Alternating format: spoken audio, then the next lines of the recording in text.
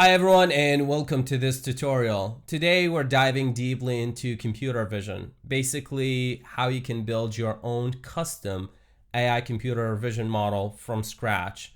For this tutorial in particular, we're going to focus on object detection and specifically for football. So we're going to be able to detect the players, the football, and also do a bit more advanced tracking, like tracking the player speed, their football possessions, and a lot of other cool stuff. So this tutorial is for people who starting off with computer vision models or a bit more to the advanced side. By the end of this tutorial, you should be able to build your own custom AI computer vision model from scratch. So let's get started.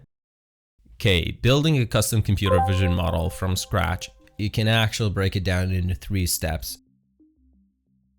So the first step is gathering and creating the data set, which basically just collecting and labeling your images. Step 2 is to train the model. So just teaching the AI to recognize your objects. So in our case, we'll make the AI recognize the players, the football, the referee, and so on and so forth. If you have, for example, an assembly line, you might want the AI to recognize different objects that goes on the assembly line. Now for the final step, which basically deploy and run the model. So you're taking your model and putting it to work in the real world.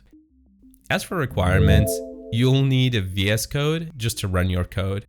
Now for the training phase, you need a very powerful GPU. And I know most people don't have a high-end AI rig sitting at home, but don't worry about it. I'm going to show you a way to access a beast of a GPU for free right in your browser. Right, let's get started. So the first step to training our custom model is to create a data set. So a good starting point for a proof of concept model is around 200 to 500 images. We're going to probably do a little bit more than that, but this is really good starting point. Now, one important thing is to make sure you have a high quality data set. And no, I'm not just talking about image resolution, although it's really important to have a good image resolution, but I'm talking about the actual quality of the data the model has to train on. For example, if you were training a model to detect parts on an assembly line, so having different background environments, varied lighting conditions, and even different angles, what actually makes a high quality data set. And this is what I mean when I'm referring to a high quality data set. Now, the best way to build a data set is to manually take pictures or extract video frames of your objects. And this is what I'm going to do today. For my football detection model, I didn't just take standard photos. Instead, I gathered video footage from real matches and trading sessions, then extracted individual frames to use as my training images.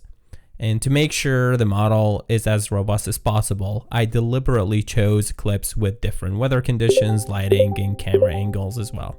But here's a massive pro tip. If you're pulling footage from YouTube like I am, you have to make sure your data is legal to use. You can't just download any heavily copyrighted broadcast, especially if you want your project to be shared publicly.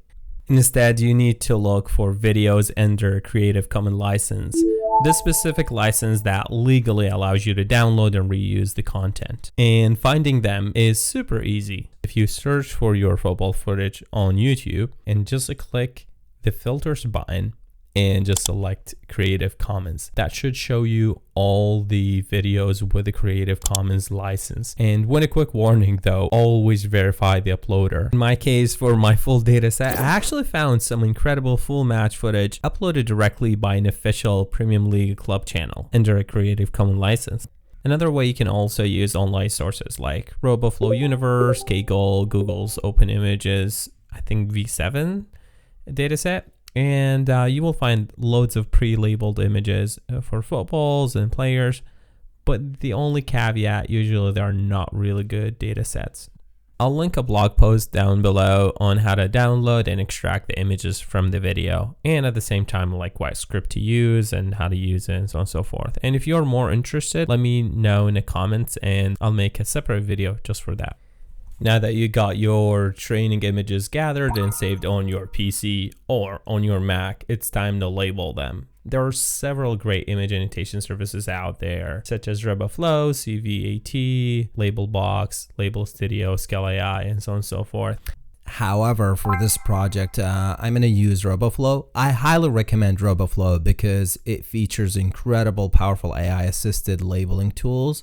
So instead of manually drawing boxes around every single player, which we still can, Roboflow has this AI feature where automatically it uses another model to automatically detect and label the objects for you. And this drastically speed up your annotation process, and it will save you immense amount of time in labeling. By the way, the other tools I mentioned earlier, like Label Studio, also have AI annotation features that you can run locally. However, the setup is quite extensive and it's a lot more complicated. Let me know in the comments below if you want to see a deep dive on labeling using Label Studio, and I'll make a dedicated video on that. So first things first, if we head over to roboflow.com and create a free account. So once you're logged into the dashboard, go to your project tab. I'm going to come over here and click on new projects. So you could call your projects whatever you want. So in this case, I'm going to call it football 26, something like that. Jim's Labs. After I created the project name, just the most important part is just to select the object detection part. And I will continue by creating a public project. Make sure you have the tool as traditional, and that's all to it. So from here, you can see that Roboflow pipeline breaks down into 3 steps, if you will. So you have to upload the images first, then annotate, and then the database or version, which is basically to download it. So upload, annotate, download, that's all to it. Right, so for the first step, which is to upload, what I'm going to do, I'm going to select a couple of files. For this example, I'm just going to show you a couple examples. So I'm going to upload a couple of files, so not all of them. So probably I'll upload 5 images just to show you how it works. So after I uploaded these 5, so if I click save and continue, it will start uploading the files. This is exactly what I like about Roboflow. It's the ability for you to use model distillation to annotate your images. And as you can see in the tab, it moved down to the annotate automatically. So I'm going to use auto label. You could label yourself if it's objects that you might think it's difficult for the model to detect. I would recommend just to go to label myself, or if you have a team. But I'm going to choose auto label engine with SAM3. So the first things to do is to add classes. So what are classes? Basically, what are you trying to detect? So in our case, I'm trying to detect football, and the description is going to be the same, just football. Also, I'm trying to detect players, so player, and then the description just a player. And lastly, I like to track referees, and the description is going to be a referee as well. Right, after I created the classes, then I can start generating results. Right, so once we landed on this page, you can see the model automatically start detecting the 4 test images. So these 4 test images, it just like automatically pulls a sample, like 4 images. It will show you how it will label your images. And you can just play around with the confidence level or the confidence threshold. In general, I would recommend just keep them at 50%. But for football, because it's a quite small object, you might need to go a little bit lower, like 40%. Any small object, you might need to lower the confidence threshold just to make sure it detects it correctly. And you can see it works pretty well. So it detects the referee, the player, and the football as well. So once we're happy with the sample, I can click auto label this model and start auto label. And what is it going to do? It will go over all the images and start auto labeling them. This is not the end of it, because you still need to go and manually approve each image that has been labeled. So if I go back to the images and I can click A for approve. And for example, for this image in particular, it detects 14 players, 2 referee, and then 1 football. It's pretty accurate, pretty perfect. Can go and do one by one to make sure all are correct. Right, so auto labeling is a total game changer for speed, but you can't just set it and forget it. AI isn't perfect. It's more like a fast intern that needs a proofreader. Sometimes the model hallucinates and labels the wrong objects, like you see here, or it completely ignores something obvious, like this football here. If you train on these mistakes, your final model will be just as confused. It takes a few extra minutes, but remember, garbage in, garbage out. Now, once I'm done, I can go over add images to dataset. And if I click on it, you can split the images into 3 different categories. So it's going to be train, valid, and test. I'd recommend doing that. And the percentage, just keep it 10%, and the rest, the training is 80%. Depends on how big is your data set. So once I click on add, so I uploaded the files first, annotated them, and automatically created a database. Now to capture that database or to download them, I'll create a version. So for the version, just click continue, augmentation, just continue, and I'll create a version. The reason you create a version, so it captures all the work you've done so far, and you can simply download the work that you've done. And I can come over here, download the data set, and for my purpose, I'm gonna select YOLO 26 because this is the model that we're gonna use, and click zip to my computer, and that's all to it. Now we're ready for the next step. Okay, now that we've labeled and gathered our image dataset, I'm going to walk you through how to train a YOLO 26 object detection model using Google Colab and the Ultralytics library. Now, we're using Google Colab because it provides free access to powerful GPUs and obviously a ready to use or ready to go environment. And the only caveat, just to keep in mind, that the compute time is limited on a free trial. So if you have bigger project or big data set, you might consider upgrading to a pro version. Now to check if you are connected with your GPU, if you hover over to the top right and you can see that it's already connected. Usually it connects automatically once you load the Google Colab, but if it's not, you can also go over runtime and select change runtime type, and then you should see the T4 GPU selected there. But yeah, we can see it's already active and running. Okay, with our hardware confirmed, it's time to upload our dataset. Well, you can upload your files directly into the session, which is exactly what I'm going to do. So if you hover over this icon and just select the file location, it should start uploading the file. It takes a little bit of while. So while you can upload it, I would highly recommend mounting your Google Drive, because once you have Google Drive, it's easy. You don't have to re-upload every time you refresh, because once I refresh the session, I'll lose that session. So it's not a good idea.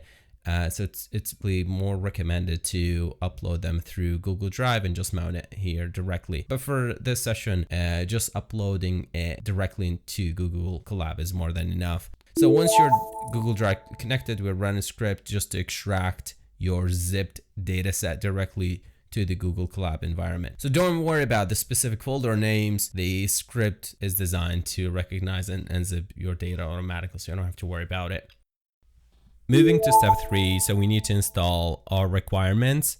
So I'll grab the Ultralytics package, which is the core engine that I'll use to build, train, and validate our model. And you can simply do that by running the script. Okay, now for the fun part, training. So I'll have a separate video later comparing and walking through every single parameters in details. But for now, there are 3 main parameters to consider. So you have the model, the epochs, and resolution. So for the model, choose your size from like nano to X large. The difference is that with nano being the fastest for maximum speed and X largest for maximum accuracy. In this case, I will choose YOLO small. It is a perfect sweet spot because it's accurate and at the same time it's fast. As for epochs, think of it as how many times the model sees your full data set. So try to aim between 40 to 100 for prototype.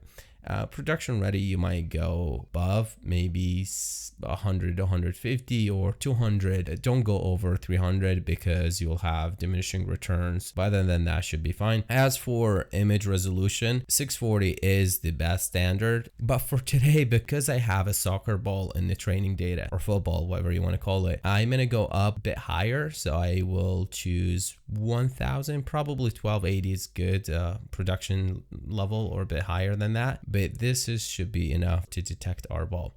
So once all that done, I can now run the script and wait for it to finish. I ran it before and it took an hour. So I'll be back once it's finished. All right, so the training is complete. So if you look in your sidebar, you'll see a new folder called runs. So if you go runs, detect train, inside the wait subfolder, you'll find two key files. So you have the last.pt, which is the very last saved point, and then best.pt, which is the version that performed the best during validation. We'll use obviously the best.pt for our testing. Now let's see in action. We could run it and test it out by running the code below just to generate test results. We could also run this script underneath the results here. So this script will run inference on your validation images and display the first, I think it's 10 results or so. So you can visually confirm that the model works and it can detect the objects. And as you can see, it detects the objects pretty well. And that is really nice results. I'm pretty happy with it, satisfied with it. Now we're ready to download and deploy the model. So what I'm going to do, just run this final code block, and what it's going to do, it will create a folder called custom_model, which is going to put all the weights file within it, and then it will zip it into a zip file, which is going to be custom_model.zip file. So if I right click on it and click download, I should be able to have the file on my local machine. And that is literally the last step. And now we're ready for the final step to run it on our local machine. Now that I've downloaded the trained YOLO 26 model, it's time for the final step, which is running the model locally on my machine. For this, you only need two things installed: Python and any code editor. For me, I'm going to use VS Code, but you can use any IDEs. I'll start by unzipping the downloaded model so I can open the project in VS Code. And once I open the folder, you can see everything is loaded right in the editor. To start running the model, we need to install dependencies and create the Python script. For the dependencies, you really only need two main ones: argparse and the auto-analytics library. Argparse comes pre-installed, so you don't have to worry about it. This library specifically allows us to pass arguments from the terminal instead of hard coding the file name inside the script, so it'll make your life much easier. But you will need to install the auto-analytics library. Now to install dependencies, we need to create a virtual environment that is completely separate from your computer's main setup. So the common practice is to create a virtual environment separate from your computer or main setup. To create a virtual environment, I'll run python-mvenv.venv and activate the virtual environment first, writing source.venv/bin/activate. That should activate the virtual environment. Now, if you've worked with Python before, you know the problem of managing different versions and making sure they match. So instead of installing libraries one by one, I'm going to use requirements.txt file. So in the world of coding, think of requirements.txt file as your ingredient list. In this, I can list all the libraries that I want them to be installed, like the auto-analytics, NumPy, and OpenCV Python. Then I can do pip install -r requirements.txt to install all dependencies. Now I'm ready to start writing the Python script to run the model. The main objective is to get the script to work on photos, videos, and live streamed camera. Let's start. So first we need to import the argparse library and the auto-analytics from YOLO. Then I can start writing the main function. The objective here is to add arguments so the script knows where the model is located, what the source media is, and how to trigger the camera. So first I'll type parser, argparser.argument parser, and then you could put any description. Then I'll add the first argument for the model location and give a default as well. So parse.argument --model default, and I can specify where's the model located. Next, the media location. It's the same, but instead of model, it's going to be source, and I could just put any default media. And to access these arguments, I'll create a variable args and parser.parse_args as function. And finally, for the live camera, I'll add a quick line so that if you type USB, the model understands it and set the source to 0, which is the first index for USB camera. And now I can load the model equals YOLO args.model. And finally, we run the prediction by creating a for loop. We want to show the results live, stream it efficiently frame by frame, and then save the results to an output directory, and we could specify the directory to be output. And that's it. I'll add the standard execution statement at the bottom, and we're ready to run the model. Right, to test it, first I pasted the media folder with some media to test the model, basically an image and a video. And then I can do Python 3 index.py -- source, and I can do media/test.png. You can see the original image pops up, and here's the results with our detection. And let's try with a video. So it's exactly going to be the same, just changing the last bit to test.mkv. And here we can see the results of detection as well. And finally, to run the camera, it's going to be -- source USB, and that should activate your camera.